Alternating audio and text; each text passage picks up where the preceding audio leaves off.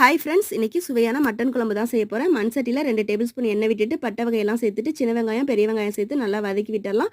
ஒரு தக்காளி பழத்தையும் சேர்த்து நல்லா வதக்கின பிறகு 2 வரமிளகாய் 2 பச்சை மிளகாய் கீந்து சேர்த்துக்கலாம். 2 டீஸ்பூனுக்கு இஞ்சி பூண்டு விழுது சேர்த்து பச்சை வாசனை போகிற அளவுக்கு வதக்கி விட்டுட்டு 1/2 டீஸ்பூன் மஞ்சள் தூள், 2 டீஸ்பூன் தனி மிளகாய் தூள், 1 டீஸ்பூன் மல்லித்தூள், 1/2 டீஸ்பூன் கரம் மசாலா சேர்த்து அந்த மசாலாவோட பச்சை வாசனையும் போகிற அளவுக்கு வதக்கிட்டு சுத்தம் பண்ணி வச்சுருந்தா மட்டனையும் சேர்த்து நல்லா மசாலாவோட கலந்து விட்டு 5 நிமிஷத்துக்கு நல்லா வதக்கிக்கலாம்.